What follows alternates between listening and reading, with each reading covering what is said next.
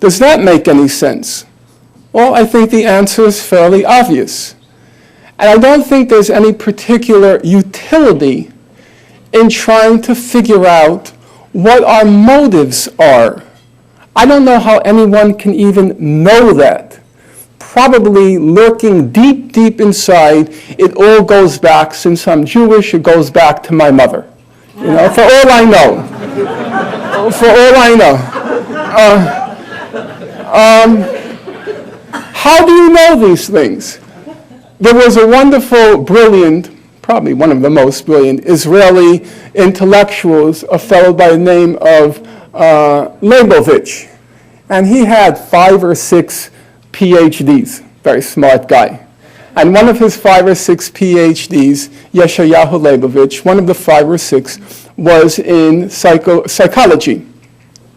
And somebody once asked Professor Leibovich, Professor Leibovich, do you ever analyze your dreams? And Professor Leibovich replied, analyze my dreams? I have trouble enough making sense of my waking hours. And I think the same principle applies here. I can't tell you what my motives are. I know what I think they are. I think if you were to ask me, consciously, if you were to ask me, I would say the motives are the values that my parents imparted to me as a child. Those are my motives. Again, we have the good fortune of Dr. Tannenbaum being here. He knew my late mother quite well, and I think he could tell you with reasonable accuracy the apple did not fall very far from the tree. In fact, it fell right under the tree. You might even say it fell on top of the tree, if that's possible. So that's what consciously I think my motives are. Now, maybe if I were placed on a psychoanalyst's couch, he or she would discover something different. And it's possible. I don't know. But for the life of me, I don't know what any of that has to do with the topic on which I lectured you this afternoon. Thank you.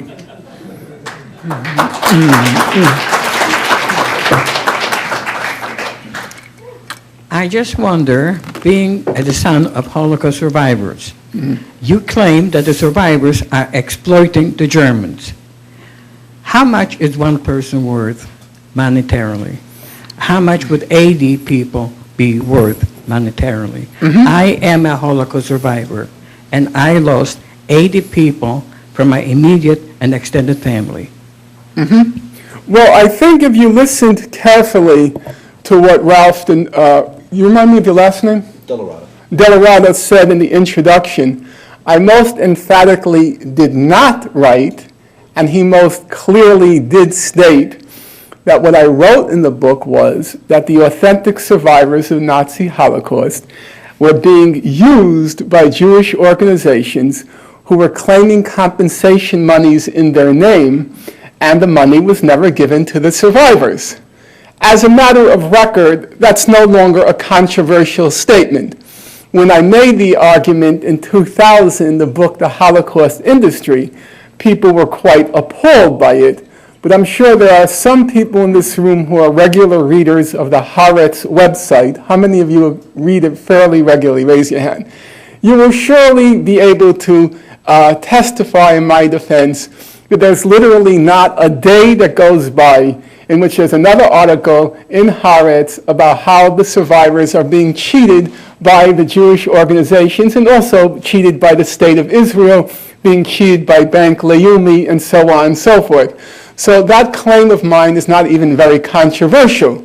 On a specific record, as a matter of fact, I emphatically support the rights of the survivors to compensation.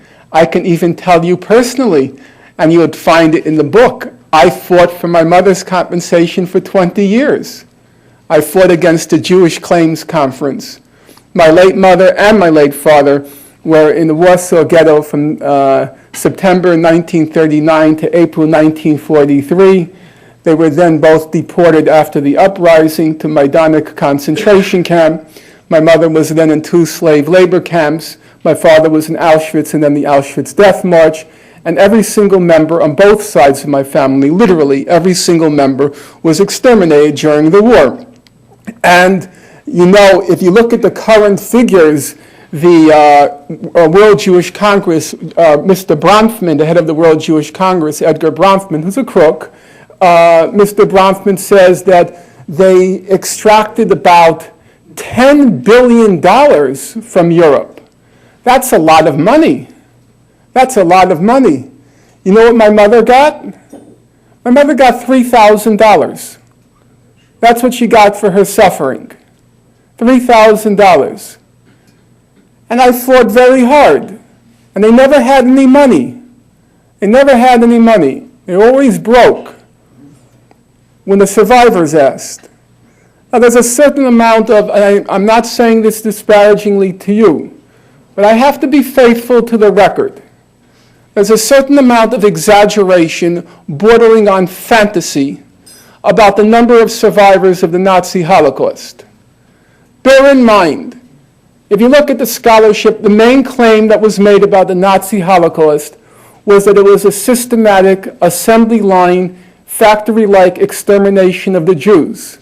And that's exactly what it was. And that means for rational people and rational historians that barely anyone survived. That's what made it so horrific.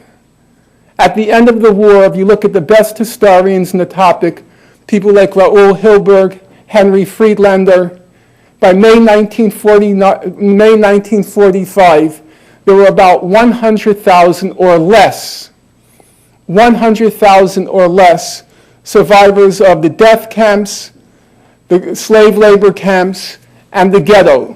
About 100,000 or less. We're now 60 years later. The average survivor was in between the late teens and early 20s. For the obvious reason, for anyone who knows the history and not the fantasy, the Nazis exterminated anyone who was older and anyone who was younger because they couldn't work. And the only ones who survived were those who were able to still perform physical tasks. Now you do the mathematics, and you figure out for yourself how many survivors can still be alive.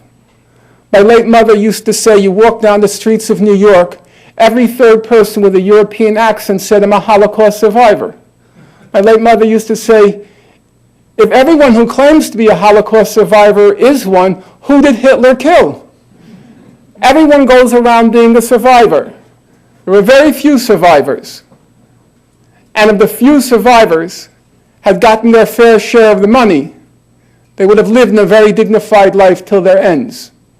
But what started to happen was these Holocaust hucksters began to inflate the number of survivors, to justify the blackmail and shakedown of European countries, inflate the number of survivors, saying we have so many needy Holocaust victims that need to be fed and clothed and given hospital care so they can die in dignity. They inflated the number of survivors in order to keep getting more and more money from Europe. And then when they got the money, they never distributed a cent to the actual survivors. And that's filthy. And we should call it that because that's what happened. And that's being respectful to those who died and those who suffered. That their suffering, their horrific suffering, to the last day of my life, my parents suffered from that war. And then you have a gang of hucksters and hoodlums who turned their suffering, who shamed the whole memory of what happened to the Jewish people and turned it into a racket and a blackmail game against Europe. It's a disgrace. And we should have the courage and we should have the decency and the integrity to say so.